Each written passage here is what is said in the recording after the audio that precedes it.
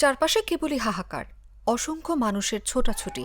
কেউ সন্তানকে খুঁজছেন, কেউ আবার সন্তানকে ফিরে পেয়ে বুকে জড়িয়ে নিয়েছেন। সময় যত গড়াচ্ছে বাড়ছে লাশের সারি।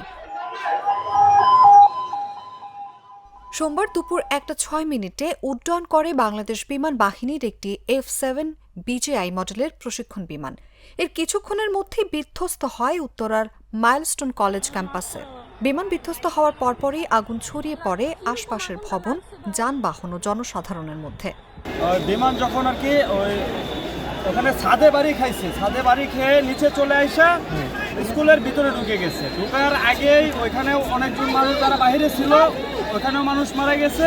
12 নম্বরের মসজিদের সামনে পিছনেও শব্দটা, আমি ওখান থেকে তখন বলি কি হলো, কেউ পালাচ্ছে, সবাই পালাচ্ছে, কে ঘুরে দৌড়াচ্ছে, কোনো বুঝতেছি না। 10, 12, 13-র মধ্যে হবে একটা ব্যাপারটা করে সবাই কে কোথায় দৌড়াদৌড়ি, মানে ঠিক যেমন বোমা বাস্তলে যেরকম সেই অবস্থা।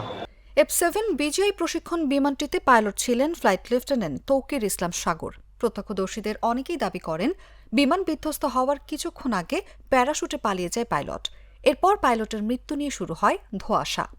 ক্যাম্পাসে বিমানটা পড়ছে এখানে ছিল, এখন যিনি পাইলট ছিলেন উনি প্যারাশুট দিয়ে আগে নিজের যান বাঁচানোর জন্য উনি চলে গেছে। এখন ঘটনাস্থলে আমি এখানে ছিলাম, আমার থেকে 10 ফিট দূরে বিমানটা ছিল। এদিকে আন্তঃবাহিনী জনসংযোগ পরিদপ্তর জানায়, বিকেল 3:45-র দিকে সম্মিলিত সামরিক হাসপাতালে মারা গেছেন পাইলট তৌকির ইসলাম সাগর। বিমান বিধ্বস্তে হতাহতের ঘটনায় গভীর শোক ও দুঃখ প্রকাশ করেছেন প্রধান উপদেষ্টা অধ্যাপক ড. মোহাম্মদ ইউনূস। এক শোকবার্তায় তিনি বলেন, এই দুর্ঘটনায় বিমান সেনা ও মাইলস্টোন স্কুল অ্যান্ড কলেজের শিক্ষার্থী, অভিভাবক ও শিক্ষক কর্মচারী সহ অন্যদের যে ক্ষতি হয়েছে তা অপূরণীয়। জাতির জন্য এটি একটি গভীর বেদনার ক্ষণ। এছাড়াও সরকার দুর্ঘটনার কারণ অনুসন্ধানে প্রয়োজনীয় ব্যবস্থা গ্রহণ করবে এবং সব ধরনের সহায়তা নিশ্চিত করবে বলে আশ্বাস দেন প্রধান উপদেষ্টা। এদিকে হতাহতের ঘটনায় মঙ্গলবার একদিনের রাষ্ট্রীয় শোক ঘোষণা করা হয়েছে।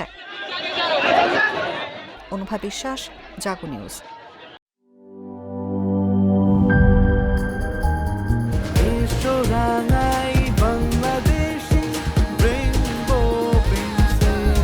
রেইনবো পেইন্টস, ছড়াও জীবনের রং।